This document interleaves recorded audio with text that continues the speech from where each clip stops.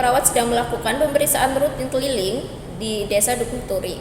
Pada saat perawat sedang melakukan pemeriksaan dari rumah ke rumah, didapati salah satu warga bernama Nyonya Dinda, usia 38 tahun dengan gangguan pendengaran, terindikasi terkena hipertensi. Perawat melakukan edukasi terkait hipertensi kepada Nyonya Dinda. Assalamualaikum. Assalamualaikum. Waalaikumsalam. Masuk, Mbak. Permisi ya, Mbak. Ya, silakan dulu.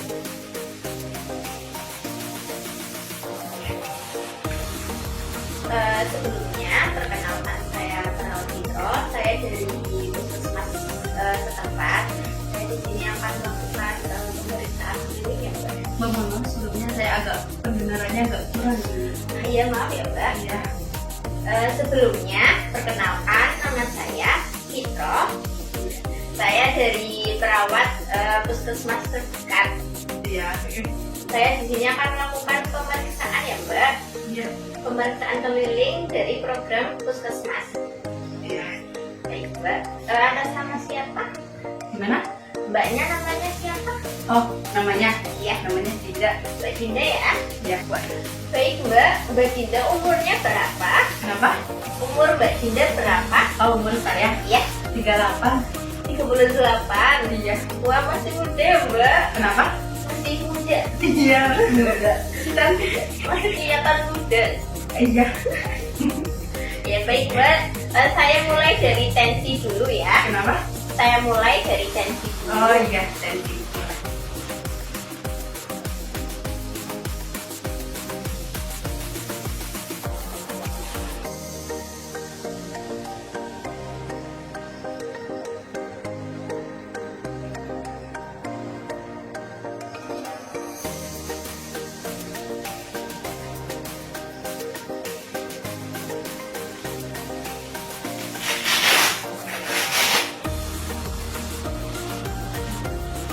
Baik, Mbak Dinda, untuk hasil tensinya itu lumayan tinggi, Berapa?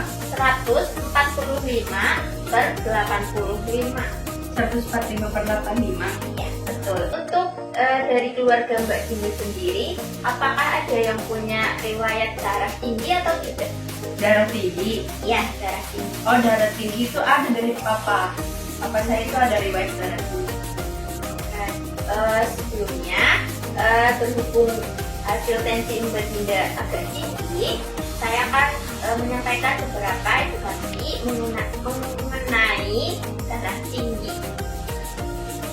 Untuk darah tinggi sendiri itu faktornya bisa dari genetik, bisa juga dari pola hidup yang kurang sehat. Berhubung dari Mbak Dinda sendiri tadi papahnya ada riwayat darah tinggi ya, Mbak. Iya. Nanti Mbak Dinda bisa cek kesehatan lebih lanjut di puskesmas ataupun fasilitas kesehatan terdekat yang ada. Untuk sebelumnya, mengenai tensi Mbak Dinda tadi, saya menyarankan untuk mengurangi konsumsi makanan asin. Kenapa? Mengurangi konsumsi makanan asin. Oh iya. Ya, untuk jumlah garam maksimal yang Mbak Dinda konsumsi itu sebaiknya nggak lebih dari setengah sendok teh.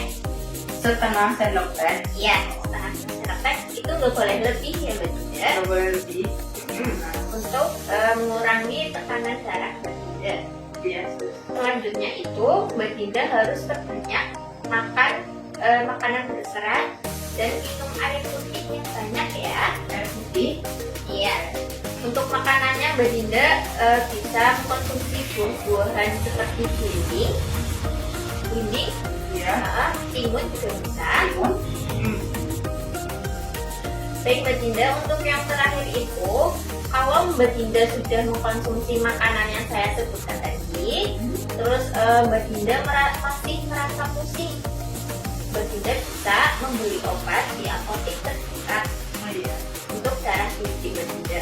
Iya. Nanti Mbak Dinda bisa sekalian cek lagi, cek tensi lagi. Kalau misal tensinya masih tinggi, nanti Mbak Dinda bisa sekalian membeli obat untuk darah tinggi Mbak Dinda. Baik, sekian edukasi yang saya sampaikan. Dari yang tadi saya sampaikan, apakah berbeda ada yang mau ditanyakan? Kenapa? Apakah ada yang mau ditanyakan? Oh, tidak ada.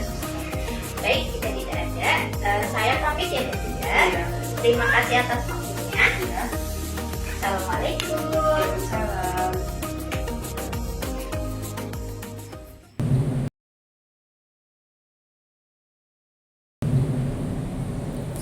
Jadi dari video ini dapat disimpulkan tekanan darah tinggi atau hipertensi yaitu kondisi di mana tekanan darah melebihi tekanan darah normal yaitu 120/80. Hipertensi bisa disebabkan oleh dua faktor yaitu genetik dan pola hidup yang kurang sehat. Untuk mengurangi tekanan darah, penderita dianjurkan untuk mengurangi konsumsi makanan tinggi garam atau membatasi konsumsi garam perharinya. Lalu penderita juga dianjurkan untuk mengkonsumsi makanan penurun tekanan darah seperti timun, semangka, dan belimbing. Serta penderita dianjurkan untuk cek kesehatan rutin di fasilitas terdekat agar tekanan darah dapat terkontrol.